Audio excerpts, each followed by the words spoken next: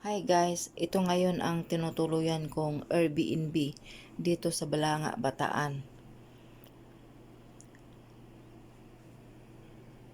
At galing ako ng Jinsan kahapon. Yung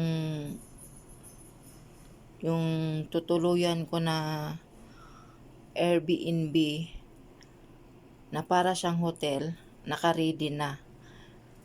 Yung boyfriend ko ang nag-book lahat. Ticket, pati yung tinutuluyan ko, siya lahat. At ito pwede ka magluto, ito ang kusina. Kaya gustong gusto niya ang Airbnb dahil nga pwede kang bumili ng gusto mong pagkain at pwede ka magluto. Ayan. Pasensya na kung hindi maayos ang pagkasabi ko. Ito ang kanilang CR. Yan. Yan guys. Malinis. Yan. May shower din.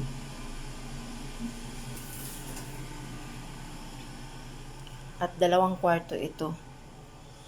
Itong isa, pag dumating na yung anak kong lalaki, dito siya. Yan. Dito ang aking bugoy. Louie. Para ito kay Louie. Yan. Ito ang kanilang sala.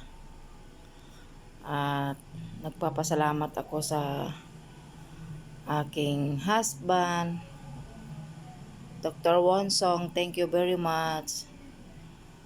Ang masasabi ko sa iyo, lagi kang mag-iingat kahit na palagi ka nasa travel, nasa ibang bansa. Dahil hindi mo pa ako makasama dahil nga itong kinukumplain ko pa ang aking cancellation merit. Napakahirap dito sa Pinas. Pag wala ka, wala kang kapira-pira, hindi mo magawa ang gusto mo. Katulad ng merit ko. Napakahirap. Gusto ko sumama palagi sa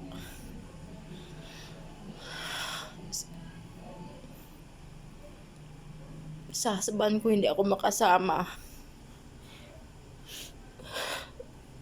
Siya rin, sinisikap niya rin na makahanap ng paraan para maisama niya ako palagi sa travel.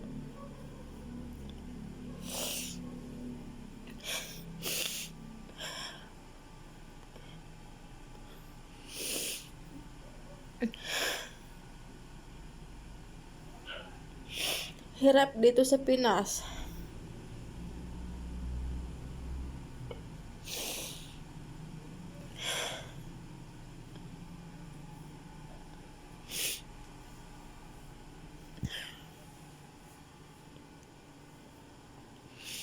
Gusto niya ako isama palagi sa kanyang kung saan siya pupunta sa ibang bansa. Hindi ako makasama kasi nga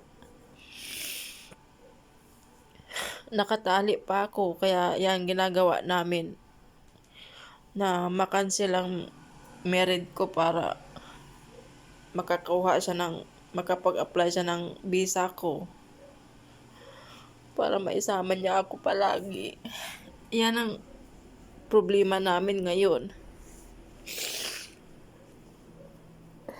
Kaya malungkot dahil nga mahal na mahal ko na yung ko, nahigit pa sa buhay ko, pero yun, tiis nga lang. Tiis muna kami ngayon.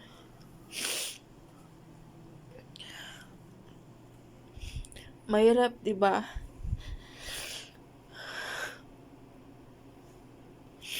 Kaya halos ayaw ko ng pag matapos na itong problema ko. Ayaw ko na dito sa Pinas. Kahit saan niya na ako dalhin. Kasi mahirap dito.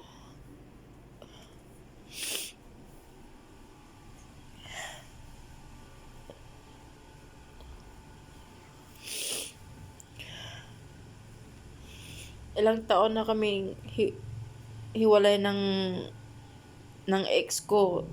More than 20 years na. Pero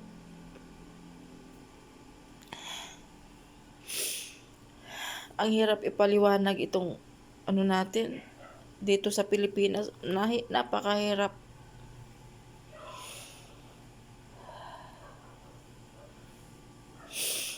Kung may pera ka man, makapag-file ka ng divorce, annulment.